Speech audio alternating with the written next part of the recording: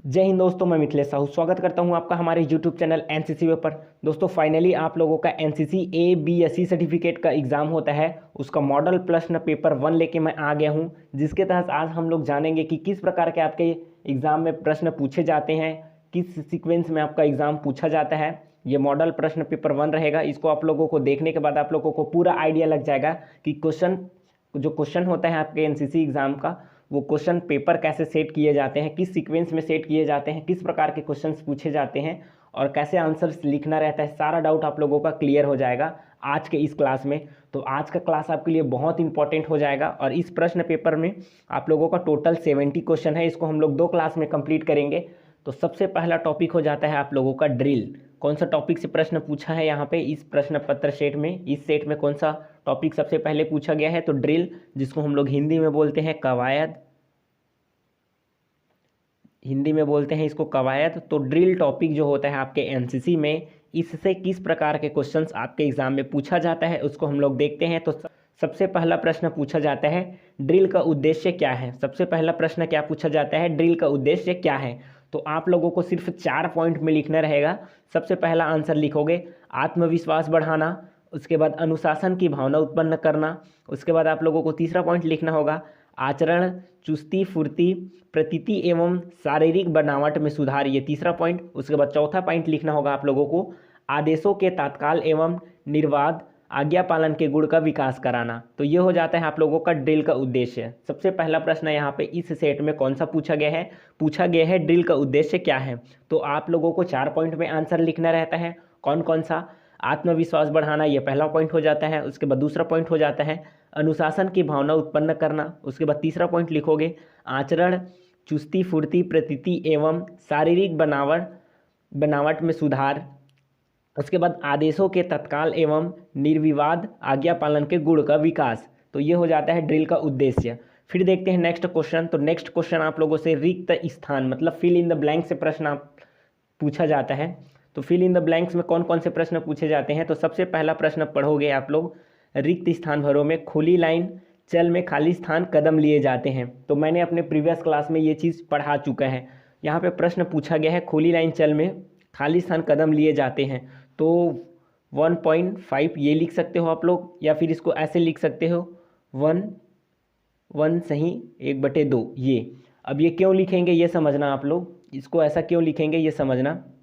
आप लोगों को खुली लाइन का जब वर्ड ऑफ कमांड मिलता है तो आप लोग कितना कैसे चलते हो? 1 थेरो 1 2 ऐसा बोलते हैं। तो जब 1 थेरो बोलते हैं तो पूरा 1 कदम निकालते हैं, उसके बाद एक हाफ कदम निकालते हैं, हाफ कदम, उसके बाद दूसरा पैर को उसमें मिलाते हैं, तो ये 1.5 कदम हो गया। तो उसी को आप लोग चाहो तो इस प्रकार से लिख सकते हो या फिर इस प्रकार से लिख सकते हो। तो खुली लाइन चल में 1 सही 1/2 कदम लिए जाते हैं, ऐसा लिख सकते हो, या फिर आप लोग ऐसा भी लिख सकते हो 1.5। ठीक है, 1.5 कदम लिए जाते हैं, लेकिन ऐसा नहीं लिखा देखने को मिलेगा आप लोगों को, ज़्यादातर यही देखने को मिलेगा आंसर में। उसके बाद देखते हैं नेक्स्ट क्वेश्चन। तो नेक्स्ट क्वेश्चन आप लोगों से पूछा जाता है आगे और पीछे केवल खाली स्थान कदम चलने की अनुमति होती है। प्रश्न पूछा गया है रिक्त स्थान भरो के दूसरे प्रश्न में पूछा गया है आप लोगों से आगे और पीछे केवल खाली स्थान कदम चलने की अनुमति होती है, ये प्रश्न पढ़ रहे हैं हम लोग। तो 1 कदम या तो हम लोग आगे चल सकते हैं या फिर 1 कदम पीछे चल सकते हैं।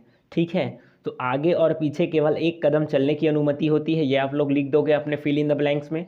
उसके बाद देखते हैं नेक्स्ट क्वेश्चन। तो नेक्स्ट क्वेश्चन आप लोगों से पूछा जाता है क्वेश्चन नंबर 3, विश्राम की स्थिति में दोनों एड़ियों के बीच की दूरी खाली स्थान होती है। बहुत से कंफ्यूज रहते हैं बहुत से कैडेट्स इस प्रश्न में। तो यहाँ पे प्रश्न पूछा गया है विश्राम की स्थिति में दोनों एड़ियों के बीच की दूरी खाली स्थान होती है। तो ये हो जाता है आप लोगों का 12 इंच, याद रखना। ठीक है, कितना इंच लिखोगे? 12 इंच, 12 इंच। ठीक है, उसके बाद अगला प्रश्न पूछा जाता है क्वेश्चन नंबर 4, परेड में खाली स्थान कदम के बाद थम किया जाता है। परेड में खाली स्थान कदम के बाद थम किया जाता है, यहाँ पे प्रश्न पूछा गया है। तो आप लोगों को लिखना होगा परेड में 15 कदम के बाद थम किया जाता है। और ये कौन सा है तो मैं बता दूं आप लोगों को समझने के लिए। इसको किससे समझोगे आप लोग? यहाँ पे लिखा है सिर्फ परेड में खाली स्थान कदम के बाद थम किया जाता है, तो 15 कदम ऐसा पढ़ोगे तो आप लोगों को समझ नहीं आएगा। तो आप लोग एक वर्ड सुने होंगे समीक्षा क्रम। समीक्षा क्रम आप लोग अपने जो परेड होता है उसके दौरान किए होंगे, तो उसमें 15 कदम चलने के बाद थंब किया जाता है, थंब की कार्यवाही। तो ये वही हो जाता है, परेड में 15 कदम के बाद थंब किया जाता है, ठीक है। डबल मार्च में खाली स्थान कदम की लंबाई होती है। यहाँ पे पूछा गया है डबल मार्च में कदम की लंबाई खाली स्थान होती है तो कितना इंच, तो ये हो जाता है आप लोगों का 40 इंच, 40 इंच का हो जाता है। डबल मार्च में कदम की लंबाई 40 इंच की हो जाती है। समझते जाना आप लोग अच्छे से, सबसे ऊपर से एक बार अच्छे से पढ़ो और थोड़ा सा रिवीजन देखो। सबसे पहला प्रश्न पूछा है यहाँ पे, ड्रिल का उद्देश्य क्या है, तो ड्रिल का उद्देश्य आप लोगों को लिख देना है आत्मविश्वास बढ़ाना, ये पहला पॉइंट। उसके बाद अनुशासन की भावना उत्पन्न करना, ये दूसरा पॉइंट। उसके बाद तीसरा पॉइंट लिखोगे आचरण, चुस्ती फुर्ती प्रतीति एवं शारीरिक बनावट में सुधार, ये तीसरा पॉइंट हो जाता है। उसके बाद आदेशों के तत्काल एवं निर्विवाद आज्ञा पालन के गुण का विकास कराता है, ये लिख सकते हो। उसके बाद आप लोगों से रिक्त स्थान में पूछेंगे कि खुली लाइन चल में खाली स्थान कदम लिए जाते हैं, तो आप लोगों को लिखना होगा 1/2। उसके बाद पूछा जाता है आगे और पीछे खाली स्थान कदम चलने की अनुमति होती है, तो सिर्फ एक कदम चलने की अनुमति होती है आगे और पीछे चल में। उसके बाद पूछा जाता है आप लोगों से विश्राम की स्थिति में दोनों एड़ियों के बीच की दूरी खाली स्थान होती है, तो आप लोगों को बताना होगा 12 इंच। उसके बाद आप लोगों का प्रश्न बनाता है यहाँ पे, परेड में खाली स्थान कदम के बाद थंब किया जाता है, तो 15 कदम के बाद। और इसको आप लोग ऐसे पढ़ोगे तो ये क्या पूछ रहा है ये समझ में नहीं आएगा, तो इस क्वेश्चन को आप लोगों को रिलेट करना है कि हम लोग कौन से परेड करते हैं जिसमें 15 कदम चलने के बाद थंब करते हैं। तो आप लोगों को मैं बता रहा हूँ समीक्षा क्रम आप लोग किए होंगे, तो ये उसी से याद करना है। उसके बाद यहाँ से प्रश्न पूछा गया है कि डबल मार्च में कदम की लंबाई खाली स्थान होती है, तो आप लोगों को बताना है 40 इंच में, ठीक है। ड्रिल का उद्देश्य और दूसरा था फिल इन द ब्लैंक्स। फिर देखते हैं नेक्स्ट क्वेश्चन, तो नेक्स्ट क्वेश्चन भी है फिल इन द ब्लैंक से ही आप लोगों का प्रश्न पूछा गया है। तो यहाँ पे पहला प्रश्न पूछा गया है, आधा दाहिने मुड़ में स्क्वाड खाली स्थान डिग्री पर मुड़ता है। तो इसको अच्छे से मैं पढ़ाया था अपने प्रीवियस क्लास में, आधा दाहिने मुड़ में स्क्वाड खाली स्थान डिग्री पर मुड़ता है, तो ये हो जाता है आप लोगों का 45 डिग्री, ठीक है। कोई स्क्वाड इधर फेस करके खड़ा है, यहाँ से यहाँ ये कितना अंश पे मुड़ेगा, अगर उसको दाहिने मुड़ने के लिए बोलेंगे तो 90 डिग्री पर, और यहाँ पे आधा दाहिने मुड़ बोला है तो इस डायरेक्शन में मुड़ेंगे, तो यहाँ से यहाँ तक का 90 है, तो इसको 2 से डिवाइड करोगे तो ये हो जाता है 45 अंश। तो इसी प्रकार से आप लोगों को आधा दाहिने मुड़ में स्क्वायर 45 डिग्री पर मुड़ता है। अब यहाँ से मैं आप लोगों से प्रश्न पूछता हूँ कि आधा बाएं मुड़ में स्क्वायर कितने डिग्री पर मुड़ेगा, तो यहाँ इधर फेस था, इधर मुड़ेंगे तो ये भी 90 डिग्री का होता है, तो यहाँ भी 45 अंश लिखना है आप लोगों को। तो क्वेश्चन को समझना है, ठीक है। उसके बाद दूसरा प्रश्न आप लोगों से पूछते हैं, आप लोगों से पूछा जाता है तेज चल में 2 कैडेट्स के बीच की दूरी खाली स्थान इंच होती है। पहला प्रश्न हम लोग पढ़ लिए। दूसरा प्रश्न क्या पूछा गया है, तेज चल में 2 कैडेट्स के बीच की दूरी खाली स्थान इंच होती है, तो 2 कैडेट्स के बीच की दूरी आप लोगों को बताना है 45 इंच, ठीक है। तेज चल में 2 कैडेट्स के बीच की दूरी 45 इंच होती है, ये लिखना है। उसके बाद दाहिने सज में स्क्वाड खाली स्थान इंच का एक कदम आगे बढ़ाती है। प्रश्न पूछा गया है दाहिने सज में स्क्वाड खाली स्थान इंच का एक कदम आगे बढ़ाती है, तो तीसरा का हो जाता है आप लोगों का आंसर 15 इंच, ठीक है। दाहिने सज में स्क्वाड 15 इंच का एक कदम आगे बढ़ाती है। उसके बाद चौथा प्रश्न पूछा जाता है फिल इन द ब्लैंक्स में, जैसे कि इस सेट में पूछा गया है सावधान की स्थिति में अंगूठों के बीच का कोण, यहाँ पे पूछा गया है सावधान की स्थिति में अंगूठों के बीच का कोण खाली स्थान डिग्री का होता है, तो आप लोगों को बताना है 30 डिग्री का हो जाता है। सावधान की स्थिति में अंगूठों के बीच का कोण 30 डिग्री का हो जाता है। उसके बाद पांचवा प्रश्न पूछा गया है पीछे मुड़ में स्क्वाड खाली स्थान डिग्री पर मुड़ता है। देखो यहाँ से यहाँ तक मुड़े तो कितना 90 डिग्री, अब इसको यहाँ से फिर इधर मुड़ना है इतना, तो 90 + 90 आप लोगों का हो जाता है 180। इस प्रकार से ये तो आप लोग समझ सकते हो आंसर लिखना है, ठीक है। अब इसको एक बार फिर से रिवीजन करो, मतलब प्रश्न तीसरा को एक बार अच्छे से और पढ़ो। तो आधा दाहिने मुड़ में स्क्वाड कितने अंश मुड़ता है, तो 45 अंश मुड़ता है। उसके बाद तेज चल में 2 कैडेट्स के बीच की दूरी 45 इंच का हो जाता है। उसके बाद है तीसरा प्रश्न दाहिने सज में स्क्वाड 15 इंच का एक कदम आगे बढ़ाती है। उसके बाद चौथा प्रश्न पूछा गया है सावधान की स्थिति में अंगूठों के बीच का कोण 30 डिग्री का होता है। उसके बाद पीछे मुड़ में स्क्वायर्ड 180 डिग्री पर मुड़ती है। तो यहाँ से तीसरा प्रश्न भी कंप्लीट हो गया, मतलब रिक्त स्थान था। ओके, तीसरा भी प्रश्न यहाँ से कंप्लीट हो जाता है। फिर देखते हैं नेक्स्ट क्वेश्चन, क्वेश्चन नंबर 4। तो यहाँ पे प्रश्न पूछा गया है आप लोगों से, सलामी देते समय किन बातों का ध्यान रखा जाता है। वेरी इंपॉर्टेंट क्वेश्चन है, आप लोगों को ये चीज़ मैं पहले से पढ़ा चुका है मैंने, लेकिन आप लोगों को चाहिए था एनसीसी एग्ज़ाम का प्रीवियस ईयर का क्वेश्चन पेपर या तो फिर इसका मॉडल प्रश्न पत्र। तो ये आज का ये जो क्लास है ये मॉडल प्रश्न पेपर है, मतलब मॉडल क्वेश्चन पेपर है। तो मैंने सोचा जो मॉडल प्रश्न पेपर है उसको भी एक बार अच्छे से क्लास में बता दूं, और आप लोगों का जो प्रीवियस ईयर का क्वेश्चन पेपर है 2 से 3 सेट है मेरे पास, उसको भी मैं आने वाले समय में आप लोगों को डिस्कशन करा दूंगा।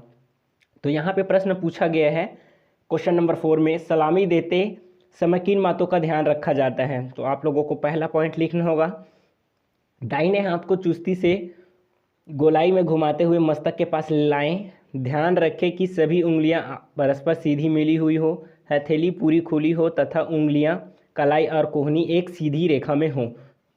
तो आप लोग जब अपना परेड करते हो उस दौरान सैल्यूट करना सीखते हो, तो पहला जो यहाँ पे पहला बात जो लिखा हुआ है, सलामी देते समय किन बातों का ध्यान रखा जाता है, तो पहला पॉइंट जो लिखा है उसमें यही चीज़ आप लोगों को देखने को मिलेगा। जब आप लोग सैल्यूट करना सीखते हो तो किन बातों का ध्यान रखा जाता है, तो पहले जो उंगलियां हैं वो परस्पर सीधी हो, हथेली पूरी खुली हो तथा उंगलियां कलाई और एक कोहनी मतलब कोहनी एक सीधी रेखा में हो। तो यही सब चीज़ सीखते हो परेड में। तो पहला पॉइंट ये हो जाता है। तर्जनी उंगली का सिरा दाहिनी आँख की भौं के मध्य के निकट हो, ये दूसरा पॉइंट हो जाता है। क्या है लिखा है, तर्जनी उंगली का सिरा दाहिनी आँख की भौं के मध्य के निकट हो, ये दूसरा पॉइंट। उसके बाद तीसरा पॉइंट है, हाथ को कुछ क्षण का निश्चित विराम दे, ये तीसरा पॉइंट हो जाता है। तो चौथा पॉइंट है, हाथ को चुस्ती से सीधा नीचे गिराएं और सावधान की मुद्रा में आ जाएं। तो ये कुछ पॉइंट्स हैं जिसको आप लोगों को लिखना होता है। आप लोगों से प्रश्न पूछा जाता है कि सलामी देते समय किन बातों का ध्यान रखा जाता है। तो एक बार और अच्छे से समझो, दाहिने हाथ को चुस्ती से गोलाई में घुमाते हुए मस्तक के पास लाएं, ध्यान रखें कि सभी उंगलियां परस्पर सीधी मिली हुई हो, हथेली पूरी खुली हो तथा उंगलियां कलाई और कोहनी एक सीधी रेखा में हो, ये पहला पॉइंट हो जाता है। उसके बाद दूसरा पॉइंट आप लोगों को लिखना है, तर्जनी उंगली का सिरा दाहिनी आंख की भौं के मध्य के निकट हो, ये दूसरा पॉइंट।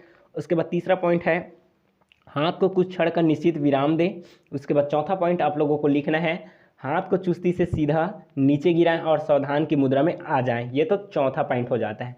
फिर देखते हैं नेक्स्ट प्रश्न, क्वेश्चन नंबर 4। क्वेश्चन नंबर 4 है, राष्ट्रीय सैल्यूट किसे दिया जाता है। वेरी इंपॉर्टेंट क्वेश्चन है। यहाँ पे प्रश्न पूछा गया है, राष्ट्रीय सैल्यूट किसे दिया जाता है। तो राष्ट्रीय ध्वज को देते हैं हम लोग राष्ट्रीय सैल्यूट, नेशनल सैल्यूट। उसके बाद दूसरा क्या लिखोगे, भारत के राष्ट्रपति को दिया जाता है राष्ट्रीय सैल्यूट। उसके बाद तीसरा दिया जाता है राज्यों के राज्यपाल को। यहाँ पे प्रश्न पूछा गया है, राष्ट्रीय सैल्यूट किसे दिया जाता है, तो राष्ट्रीय ध्वज को दिया जाता है, याद रखना। उसके बाद भारत के राष्ट्रपति को दिया जाता है, उसके बाद राज्यों के राज्यपाल को। उसके अलावा मैं आप लोगों को पढ़ाया था कि सलामी शस्त्र किसको दिया जाता है। सलामी शस्त्र किसको दिया जाता है, तो ये आप लोगों को अपने कमेंट बॉक्स में बताना है। क्या पूछा था मैं, मतलब क्या पढ़ाया था, तो सलामी शस्त्र किसे दिया जाता है, सलामी शस्त्र किसे दिया जाता है, आप लोगों को कमेंट बॉक्स में लिख के बताना है अगर आप लोगों को याद है तो। फिर देखते हैं नेक्स्ट क्वेश्चन। तो क्वेश्चन नंबर 6 यहाँ पे पूछा गया है, सावधान की स्थिति में किन बातों का ध्यान रखा जाता है। प्रश्न पूछा गया है, सावधान की स्थिति में किन बातों का ध्यान रखा जाता है। तो आप लोगों को प्रश्न का आंसर लिखना है, शरीर एकदम सीधा स्थिर किंतु अकड़ा हुआ न हो, ये लिखना है पहला पॉइंट। शरीर एकदम सीधा स्थिर किंतु अकड़ा हुआ ना हो, इसको आप लोग अपने तरीके से भी आंसर लिख सकते हो। सिर ऊपर हो, ये लिखोगे ही। आंखें एकदम सामने सीधे देखते हुए स्थिर हो, ये तीसरा पॉइंट। उसके बाद टेढ़ी सीधी खड़ी गर्दन सीधी कॉलर को भरते हुए हो, ये भी अपने हिसाब से आंसर लिख सकते हो। उसके बाद कंधे वर्गाकार और नीचे की ओर खींचे हुए हो, ये हो जाता है आप लोगों का पांचवा पॉइंट। उसके बाद छठा पॉइंट लिखना है आप लोगों को, सीना उठा हुआ हो, ये मोस्ट इंपॉर्टेंट पॉइंट है। आप लोग अच्छे से ये चीज़ें समझते हो। एज अ एनसीसी कैडेट्स सावधान की स्थिति में किन बातों का ध्यान रखना चाहिए आप लोगों से पूछेंगे, तो आप लोग इसको पढ़े नहीं रहोगे, फिर भी आंसर आप लोगों को लिखना है। और एनसीसी का एग्ज़ाम ऐसा है कि कोई सा भी क्वेश्चन आप लोगों से पूछता है, वो उसका आंसर आप लोगों को नहीं पता तो ब्लैंक नहीं छोड़ना है, आप लोगों को उससे रिलेटेड आंसर कुछ ना कुछ आंसर लिखना है, ठीक है।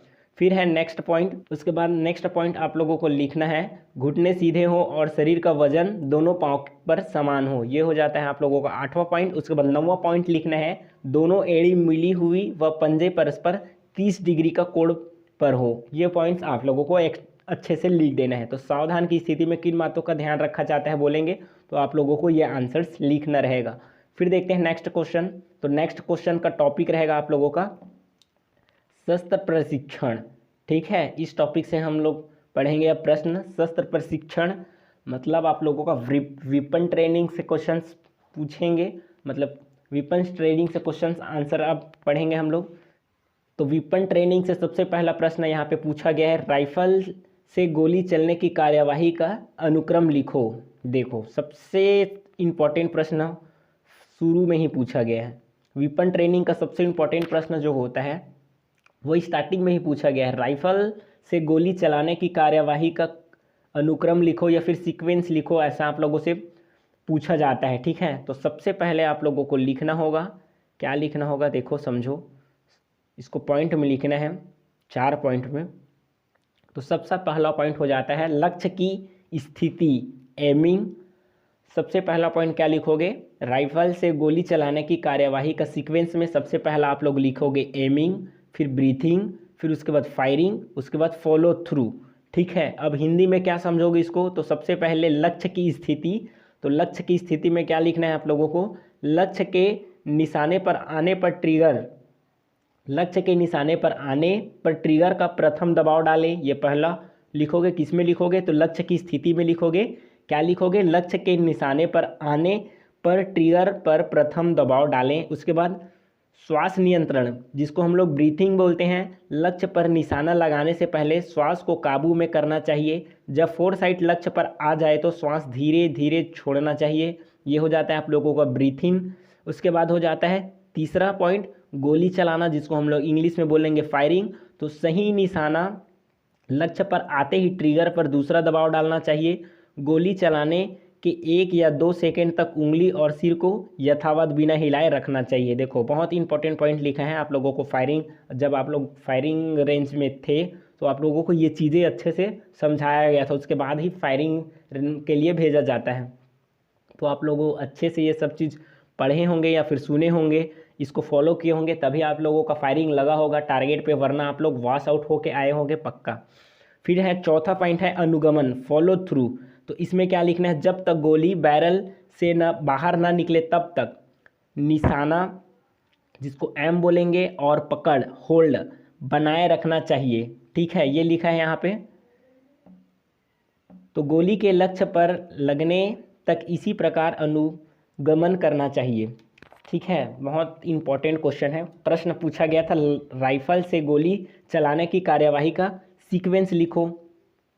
तो क्या क्या पढ़ें, तो लक्ष्य की स्थिति ये पहला याद रखना है, फिर श्वास नियंत्रण, फिर गोली चलाना, उसके बाद अनुगमन। तो आप लोगों को ये हिंदी में पॉइंट लिखना है, फिर इंग्लिश में भी लिखना है, फिर हिंदी में पॉइंट लिखना है, इंग्लिश नेम भी लिखना है।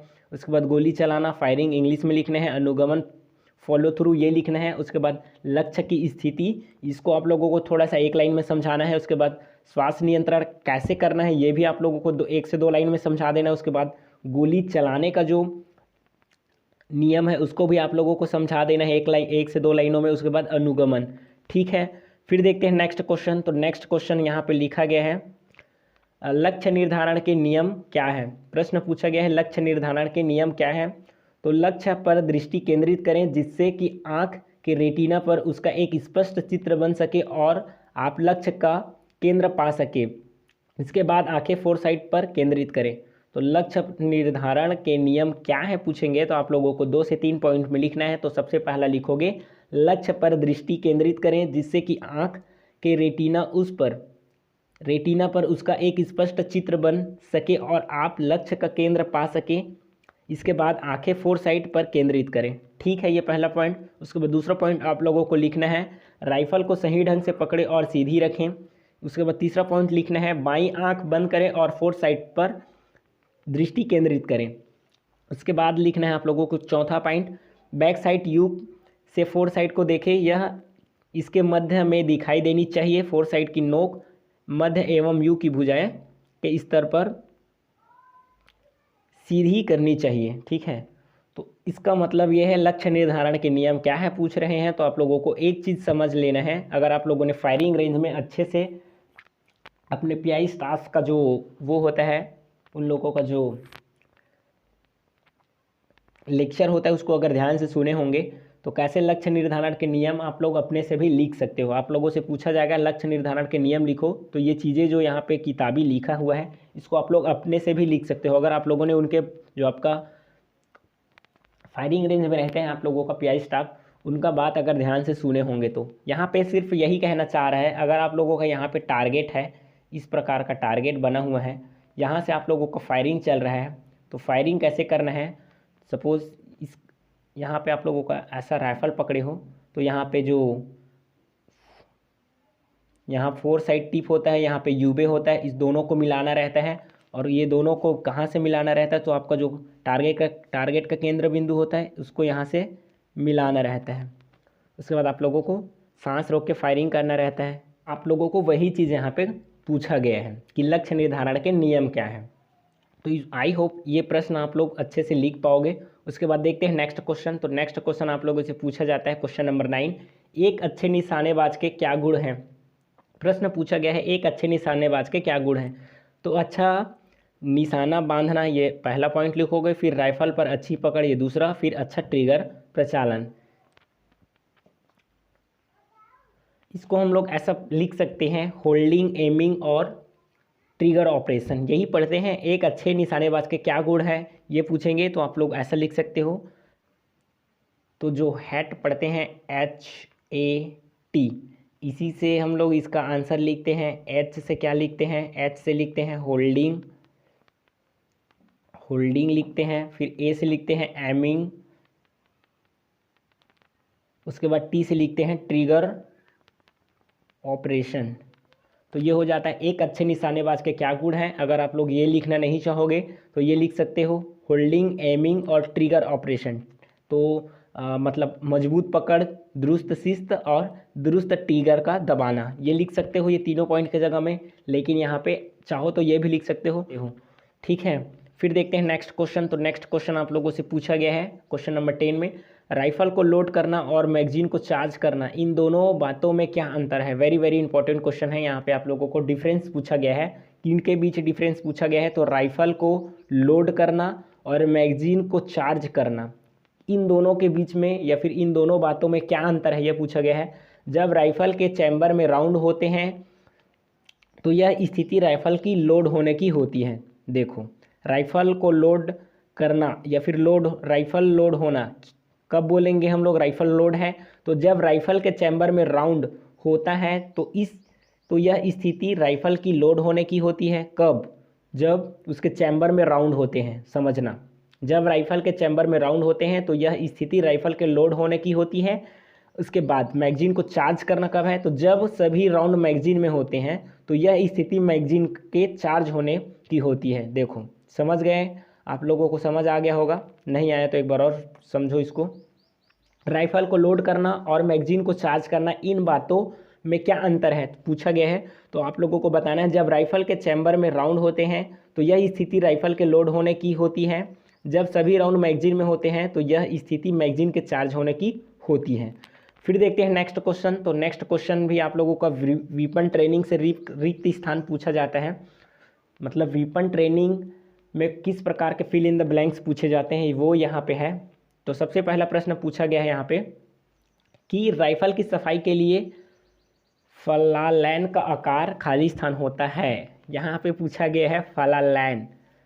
तो राइफल की सफाई के लिए जो चिंदी का आकार हम लोग पढ़े हैं ना प्रश्न में, हम लोग अपने हिसाब से क्या पढ़े हैं, राइफल की सफाई के लिए चिंदी का आकार खाली स्थान होता है तो 4x2 और दोनों क्या होता है इंच में, यही पढ़े हैं। तो यहाँ पे ये पूछ दिया गया है राइफल की सफाई के लिए फलालैन का आकार क्या है या फिर फलालैन का आकार खाली स्थान है। तो आपको लोगों को आंसर यहाँ पे भी देखने को मिलेगा 4x2 और ये दो कुन्नों किस में रहेगा, इंच में। तो राइफल की सफाई के लिए चिंदी का आकार पूछेंगे तो 4x2 इंच में होगा। उसके बाद देखते हैं नेक्स्ट क्वेश्चन। तो नेक्स्ट क्वेश्चन दूसरा पूछा गया है 7.62 mm SLR की मैगजीन की क्षमता कितना राउंड पढ़ाया था, 20 राउंड। और SLR MMG और जितने भी राइफल हैं आप लोगों का सबको मैं एक दूसरे से कंपेयर करते हुए एक क्लास में पढ़ाया था, तो आप लोगों को क्लास देख लेना है, ठीक है, जिसमें आप लोगों को सारा डाउट्स जो है राइफल का कौन सा कारगर रेंज कितना होता है, मजल वेलोसिटी कितना होता है, इफ़ेक्टिव रेंज क्या होता है, ये सारा चीज़ का जो कंपेयर वाला वीडियो उसमें मैं डिटेल आप लोगों को पढ़ाया था, ठीक है। फिर देखते हैं तीसरा फिल इन द ब्लैंक्स में क्या पूछा गया है। 7.62 mm SLR की ट्रिगर पर खाली स्थान दबाव डाले जाते हैं। तीसरा प्रश्न लिखा है 7.62 mm SLR के ट्रिगर पर 2 दबाव डाले जाते हैं, ये आंसर लिख देना है। उसके बाद 7.62 mm SLR की केवल मैगजीन का वज़न, सिर्फ मैगजीन का वज़न कितना है और ऑन्स में यहाँ पे पूछा गया है। तो देखो ऐसा नहीं है कि आप लोग थोड़ा सा पढ़ के ग्रेड ले आओगे, ऐसा बिल्कुल भी नहीं है कि आप लोग थोड़ा सा पढ़ के ए ग्रेड ले आओगे।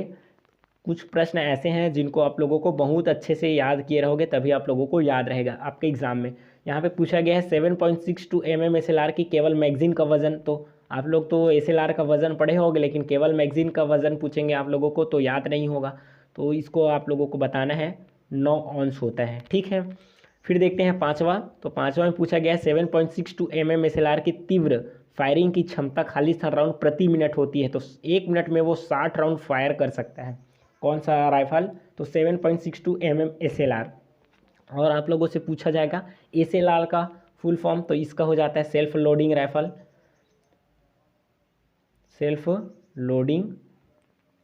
राइफल, ठीक है। फिर देखते हैं नेक्स्ट क्वेश्चन नंबर 12। यहाँ पे पूछा गया 7.62 SLR के मुख्य भाग कौन कौन से हैं, प्रमुख भागों का नाम पूछा गया है। तो यहाँ पे बहुत सारा दिया है, आप लोग चाहो तो 5 से 6 आंसर्स भी लिख सकते हैं। सबसे पहले आप लोगों को लिख देना है but, trigger, carrying handle, four side, back side, ये इजी नाम है, ठीक है। But, trigger, carrying handle, four side, back side, piston group, magazine, barrel, piston, injection slot, उसके बाद trigger guard, hand guard, gas plug, bridge block, body cover. तो ये हो जाता है SLR का प्रमुख भागों का नाम, ठीक है। कौन कौन सा नाम याद रखोगे, बट रखोगे, trigger, carrying handle, four side, back side, easy नाम है, ये इजी नाम है जो आप लोग याद कर सकते हो। उसके बाद पिस्टल ग्रिप, उसके बाद magazine, barrel, piston, injection slot, trigger guard, hand guard, gas plug, bridge block और बॉडी कवर। तो ये हो जाता है SLR के प्रमुख भागों का नाम। आप लोगों को कम से कम 10 नाम याद रखना है, तब जाके आप लोग एग्ज़ाम में 6 से 7 नाम याद लिख पाओगे, ठीक है। उसके बाद आता है ट्रू एंड फॉल्स। तो ट्रू एंड फॉल्स भी आप लोग के एग्ज़ाम में पूछे जाते हैं NCC के। तो सत्य अथवा असत्य लिखिए। तो यहाँ पे पूछा गया 7.62 mm LMG 5 ग्रुपों में खोली जा सकती है। यहाँ पे एक नया वर्ड देखने को मिला है आज के क्लास में, एक नया वर्ड। वैसे तो मैं LMG के बारे में भी आप लोगों को डिटेल पढ़ा चुका है। तो यहाँ पे पूछा गया 7.62 mm LMG 5 ग्रुपों में खोली जा सकती है, तो ये सही है, सत्य लिखना है आप लोगों को। और यहाँ पे LMG, तो LMG का पूरा नाम आप लोगों से पूछेंगे तो क्या लिखना है, LMG का पूरा नाम लाइट मशीन गन, ये हो जाता है LMG का पूरा नाम, लाइट मशीन गन। उसके बाद नेक्स्ट प्रश्न पूछा गया है फिल इन द ब्लैंक्स में 7.62 mm SLR के 6 खांचे होते हैं। SLR में 6 खांचे होते हैं, तो ये भी आप लोगों का सत्य हो जाता है, सही हो जाता है। उसके बाद 0.22 राइफल, 0.22 इंच राइफल है, ठीक, या फिर 0.22 इंच डीलक्स राइफल की मैगजीन की क्षमता 10 राउंड की होती है। नहीं भाई, हम लोग 5 राउंड पढ़े हैं, तो ये गलत हो जाएगा। तो यहाँ पे पूछा गया है 0.22 इंच राइफल का कैलिबर 0.22 mm होता है, तो ये हो जाएगा गलत। 0.22 इंच का जो कुतर होता है, मैंने क्या बताया था, 0.22 इंच राइफल का जो कुतर या जिसको हम लोग बोर बोलते हैं, या बोर लिखा है, उसमें जो गोली निकलता है वो वाला जो छेद होता है, उसका उसका वोर या फिर कुतर पूछेंगे तो आप लोगों को बताना है 0.22 इंच में, ठीक है। फिर तो ये यहाँ से पूछा गया था, यहाँ पे बोला गया था कि 0.22 इंच राइफल का कैलिबर 0.22 mm होता है, तो ये गलत हो जाएगा। उसके बाद 0.22 राइफल का कारगर रेंज 25 गज होता है, बिल्कुल सही, हम लोग यही पढ़े हैं। फिर देखते हैं नेक्स्ट प्रश्न। तो नेक्स्ट प्रश्न क्या है, राष्ट्रीय अखंडता, इस टॉपिक से आप लोगों का प्रश्न आएगा। तो भारत के वर्तमान राष्ट्रीय उद्देश्य क्या है, भारत के वर्तमान राष्ट्रीय उद्देश्य क्या है, तो इसको तेज़ी से पढ़ेंगे ये वाला टॉपिक, क्योंकि ऐसा टॉपिक है आप लोगों को 1 या 2 बार बस पढ़े होंगे आपके हैंडबुक से या अपने नोट से या कैंप के दौरान जो क्लासेस चले हैं उनसे। तो ये चीज़ें आप लोगों को लगभग याद होगा। और ये चीज़ें अगर आप लोगों को हैंडबुक से नहीं पढ़ते हो तो भी आप लोगों का जो स्कूल कॉलेज में आप लोगों ने पढ़े हैं, जो आप लोगों का सिलेबस होता है, उससे आप लोगों को इसका आंसर लिखने को आ जाता है। फिर भी आप लोगों को एक बार अच्छे से पढ़ लेना है, तो इसको हम लोग थोड़ा तेज़ी से पढ़ेंगे। भारत के वर्तमान राष्ट्रीय उद्देश्य क्या है, तो परमाणु बिजली के क्षेत्र में आत्मनिर्भर, ये पहला पॉइंट। कृषि एवं उद्योगों के लिए विश्वसनीय बिजली आपूर्ति की उपलब्धता, ये दूसरा पॉइंट हो जाता है। विश्व बाजारों के लिए माल का उत्पादन, ये तीसरा पॉइंट। सार्वजनिक और निजी क्षेत्र में विकास का संतुलन, चौथा पॉइंट। गाँवों का आधुनिकीकरण, सड़कों से जुड़ना और विद्युतीकरण, ये हो जाता है भारत के वर्तमान राष्ट्रीय उद्देश्य। कौन कौन से, परमाणु बिजली के क्षेत्र में निर्भरता, कृषि एवं उद्योगों के लिए विश्वसनीय बिजली आपूर्ति की उपलब्धता, उसके बाद विश्व बाजारों के लिए माल का उत्पादन, सार्वजनिक और निजी क्षेत्र में विकास का संतुलन, उसके बाद गाँवों का आधुनिकीकरण, सड़कों से जोड़ना और विद्युतीकरण। तो ये हो जाता है भारत के वर्तमान राष्ट्रीय उद्देश्य। फिर देखते हैं नेक्स्ट क्वेश्चन। तो देश के विकास के लिए राष्ट्रीय अखंडता क्यों आवश्यक है, तो आप लोगों को धड़ल्ले से आंसर लिखना है। देश के विकास के लिए राष्ट्रीय अखंडता निम्न कारणों से आवश्यक है। देश के संप्रभुत्व एवं क्षेत्रीय अखंडता को बनाए रखने के लिए, पहला पॉइंट। देश में शांति और सौहार्द बनाए रखने के लिए, ये दूसरा पॉइंट। देश के विकास और प्रगति के लिए, गरीबी और निरक्षरता के उन्मूलन के लिए, आंतरिक सुरक्षा और कानून व्यवस्था बनाए रखने के लिए, संस्कृति एवं धर्म के विकास के लिए, आर्थिक एवं औद्योगिक प्रगति के लिए, विदेशी निवेश को आकर्षित करने और निर्यात को बढ़ावा देने के लिए, ये लिख सकते हो।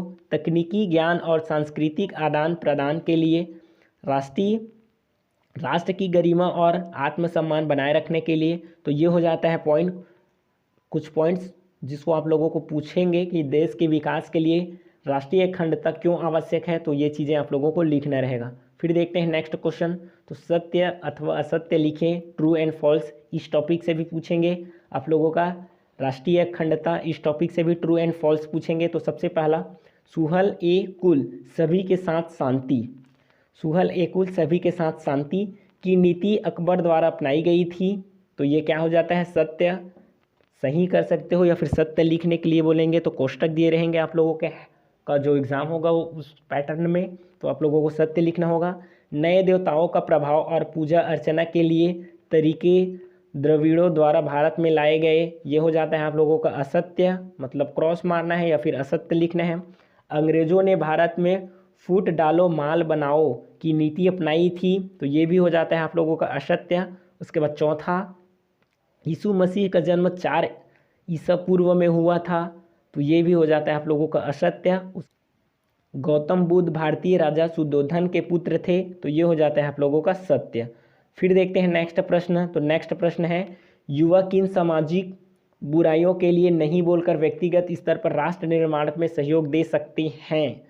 देखो प्रश्न पूछा है यहाँ पे कि युवा किन सामाजिक बुराइयों के लिए नहीं बोलकर व्यक्तिगत स्तर पर राष्ट्र निर्माण में सहयोग दे सकते हैं। तो युवाओं को राष्ट्र निर्माण में व्यक्तिगत योगदान देने के लिए निम्नलिखित कार्य नहीं करना चाहिए। नशीली दवाओं का प्रयोग नहीं करना चाहिए, ये अपने से भी इसका आंसर लिख सकते हो। दहेज नहीं मांगना चाहिए, ये भी लिख सकते हो। अवैध यौन संबंध रखना, ये भी लिख सकते हो। असामाजिक गतिविधियों में संलिप्तता, ये भी लिख सकते हो। वंचितों का शोषण करना, बाल श्रम करवाना, परीक्षा प्रतियोगिता आदि में अनुचित साधनों का प्रयोग, रिश्वत लेना अथवा देना, तो ये ऐसा है जो राष्ट्रीय युवाओं को राष्ट्र निर्माण में व्यक्तिगत योगदान देने के लिए निम्नलिखित कार्य नहीं करना चाहिए। तो ये चीज़ें आप लोग लिख सकते हो अपने से पॉइंट्स। फिर देखते हैं नेक्स्ट क्वेश्चन, क्वेश्चन नंबर 18। तो नेतृत्व क्षमता के मुख्य लक्षण कौन कौन से हैं। यहाँ पे नया टॉपिक आ गया ना, लीडरशिप। तो लीडरशिप पे स्पेशल मैंने क्लासेस चलाए हैं, जिसको नेतृत्व बोलते हैं, नेतृत्व क्षमता। इस प्रकार से आप लोग पढ़े होंगे। तो इसमें प्रश्न पूछा जाता है सबसे पहला कि नेतृत्व क्षमता के मुख्य लक्षण कौन कौन से हैं। तो उनमें सजगता होनी चाहिए, सुव्यवहार होनी चाहिए, साहस होनी चाहिए, निर्णायकता होनी चाहिए, विश्वसनीयता होनी चाहिए, सहनशीलता होनी चाहिए। नेतृत्व क्षमता के मुख्य लक्षण तो सजगता, सुव्यवहार, साहस, निर्णायकता, विश्वसनीयता, सहनशीलता, पहल करना, ईमानदारी, विवेकशीलता, न्यायप्रियता, ज्ञानोन्मुखी या फिर ज्ञानोन्मुख, निष्ठा भाव, फिर विनोद प्रियता, युक्तिपूर्णता, निस्वार्थ भाव। तो ये हो जाता है नेतृत्व क्षमता के मुख्य लक्षण कौन कौन से हैं। तो ये पॉइंट्स आप लोग लिख सकते हो, कम से कम 10 पॉइंट आप लोगों को यहाँ भी याद करना है। फिर देखते हैं नेक्स्ट क्वेश्चन। तो एक अच्छे व सफल नेता के महत्व गुण कौन कौन से हैं, महत्व गुण कौन कौन से हैं, प्रश्न पूछा गया है। तो आप लोगों को बताना है। एक अच्छे व सफल नेता के लिए निम्नलिखित महत्वपूर्ण गुण होते हैं: सच्चाई, झूठ न बोलना, चोरी न करना आदि, ईमानदारी, शुचिता, पवित्रता, निष्कपटता, विचारों व कार्यों में निर्विकार भाव, ये लिख सकते हो। उसके बाद अनुशासन, नियमों व मानदंडों का स्वतः पालन, निस्वार्थता होनी चाहिए उसके अंदर, निष्ठा होनी चाहिए, निष्पक्षता होनी चाहिए, समानता होनी चाहिए, विश्वास होनी चाहिए, सहायता और सम्मान करना। तो ये आंसर्स आप लोगों को लिखना है और ये पॉइंट्स आप लोग अपने से भी लिख सकते हो। ठीक है फ्रेंड्स, फिर देखते हैं क्वेश्चन नंबर 20। धारणा क्या है।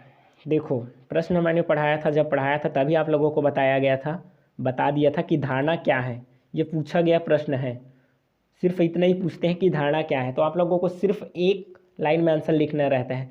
धारणा चुनने अथवा छांटने की एक प्रक्रिया है जो हमें अप्रासंगिक एवं विघटनकारी जानकारी से बचाती है। तो धारणा क्या है, धारणा चुनने अथवा छांटने की एक प्रक्रिया है जो हमें अप्रासंगिक अथवा विघटनकारी जानकारी से बचाती है। सिर्फ इतना आंसर लिखना है। उसके बाद एक नेता कौन होता है, प्रश्न पूछा गया 21 में, एक नेता कौन होता है। तो एक नेता वह व्यक्ति होता है जो लक्ष्य की प्राप्ति के लिए अन्य लोगों और संसाधनों को प्रभावित कर सकता है। ये लिखना है, नेता कौन होता है। तो एक नेता वह व्यक्ति होता है जो लक्ष्य की प्राप्ति के लिए अन्य लोगों और संसाधनों को प्रभावित कर सकता है। उसके बाद नेता कितने प्रकार के होते हैं। तो जन्मजात नेता, प्रशिक्षित नेता, अंगीकृत नेता, 3 ही नेता पढ़े हैं। फिर देखते हैं नेक्स्ट क्वेश्चन, क्वेश्चन नंबर 23। कर्तव्य की परिभाषा है। प्रश्न पूछा गया है, कर्तव्य की परिभाषा है।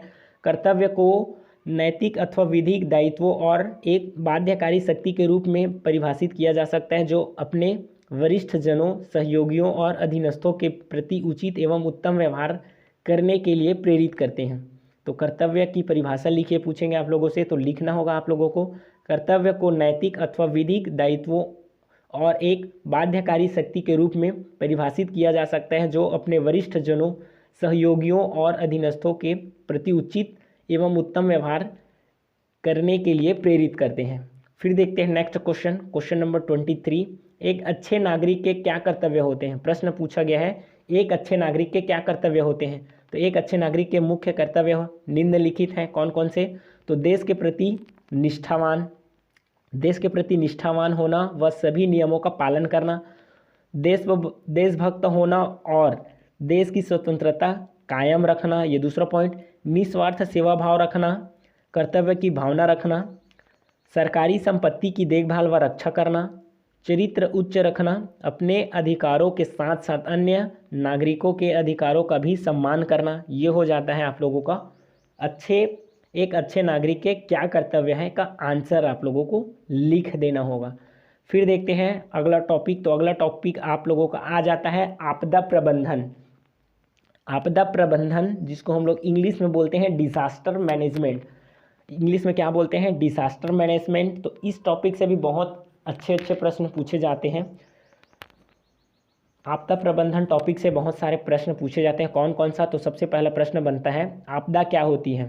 तो आपदा से तात्पर्य किसी भी प्राकृतिक अथवा मानव रचित दुर्घटना से है जो किसी क्षेत्र में अपार दुख दर्द उत्पन्न कर देती है और जिससे निपटने के लिए स्थानीय संसाधन पर्याप्त नहीं होते। बाढ़, सुनामी, भूकंप आदि इस प्रकार की घटनाएं हैं, या फिर आपदाएं हैं लिख सकते हो। तो आपदा क्या होती है, आप लोग चाहो तो ये भी लिख सकते हो। आपदा से तात्पर्य किसी प्राकृतिक एवं मानव रचित दुर्घटना से है जो किसी क्षेत्र में अपार दुख दर्द उत्पन्न कर देती है और जिससे निपटने के लिए स्थानीय संसाधन अपर्याप्त मतलब पर्याप्त नहीं होते हैं। जैसे कि कौन कौन से, तो बाढ़, सुनामी, भूकंप, ये आदि कौन से हैं, प्राकृतिक आपदाएं हैं।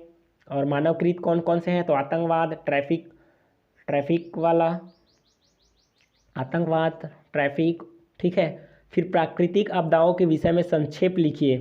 तो मतलब यहाँ पे पूछा गया है प्राकृतिक आपदाओं के विषय में संक्षेप लिखिए, पूछ दिया गया है। तो प्राकृतिक आपदाएं प्रायः 3 प्रकार की होती है। कौन कौन सा, तो वायु संबंधी, तो वायु संबंधी में तूफान आता है, चक्रवात, बवंडर हो जाता है।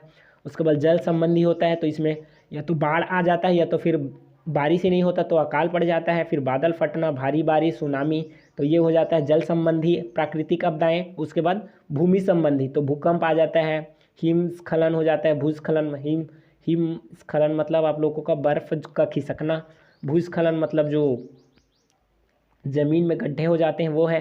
फिर ज्वालामुखी फटना, तो ये हो जाता है प्राकृतिक आपदाओं के विषय में संक्षेप लिखिए। तो आप लोगों को ये पॉइंट्स लिखना जरूरी है कि प्राकृतिक आपदाएं प्रायः 3 प्रकार की होती हैं। कौन कौन सा, तो वायु संबंधी होता है, फिर जल संबंधी, फिर भूमि संबंधी। उसके बाद आप लोगों को वायु संबंधी में कौन कौन सा होता है ये लिखना है, जल संबंधी में कौन कौन सा, फिर भूमि संबंधी में।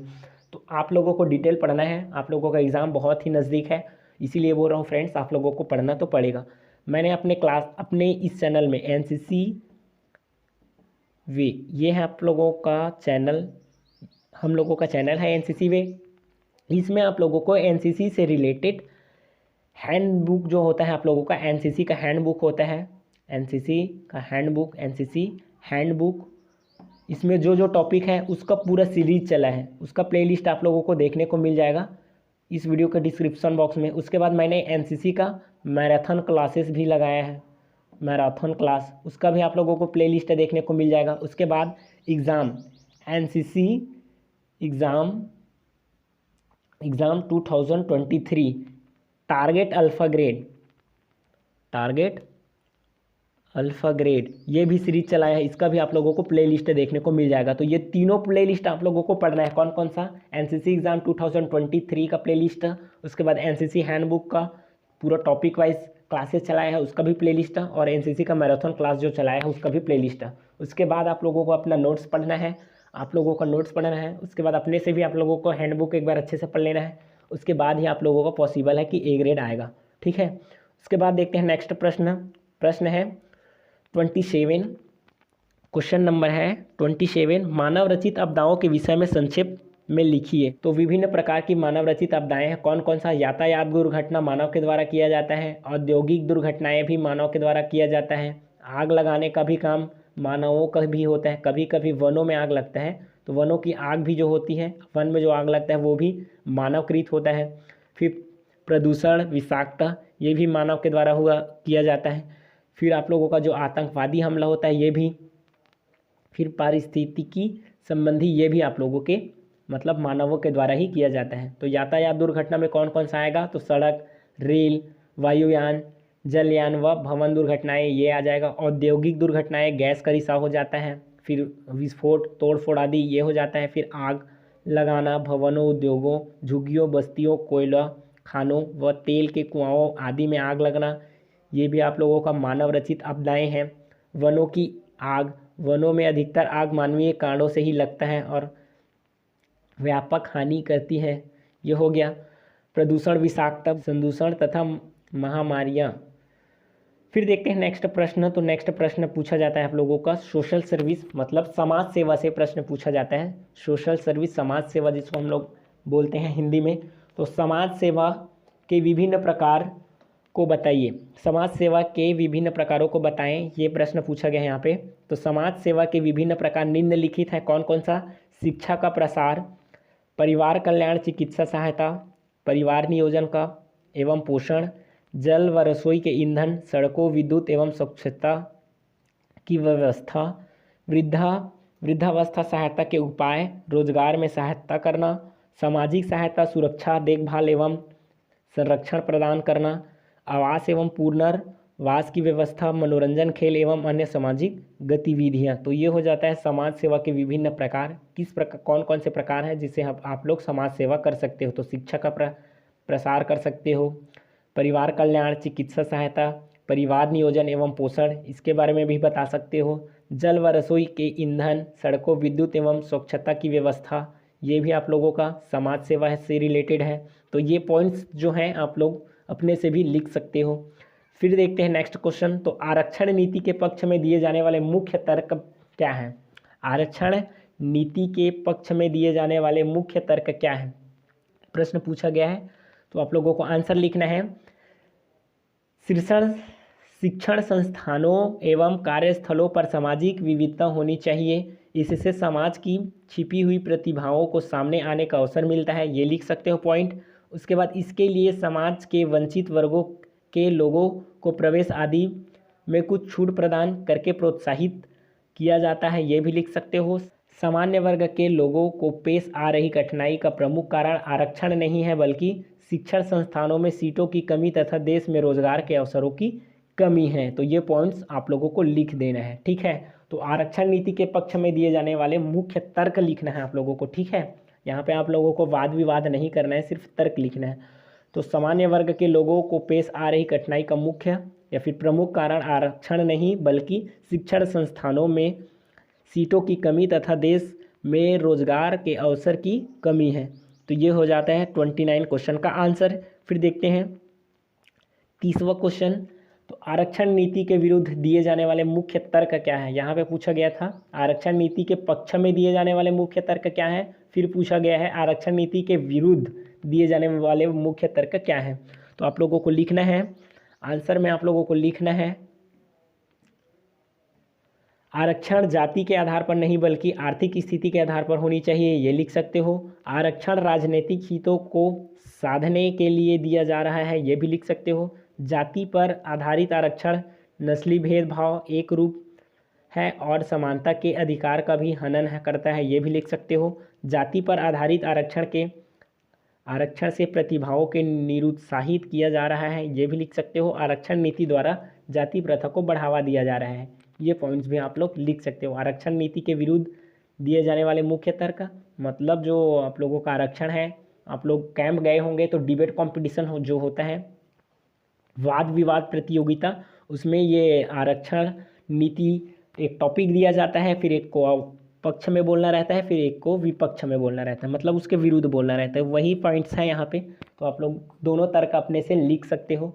तो यहाँ से आज का क्लास होता है कंप्लीट। हम लोग आज टॉप 30 क्वेश्चंस देखे हैं। अगर एक ही क्वेश्चन में ये पूरा प्रश्न पत्र का जो सेट है उसको कंप्लीट करेंगे तो क्लास 1 घंटे से ज़्यादा का होगा, और ज़्यादा पढ़ोगे एक ही बार में तो आप लोगों को चीज़ें समझ नहीं आएगा।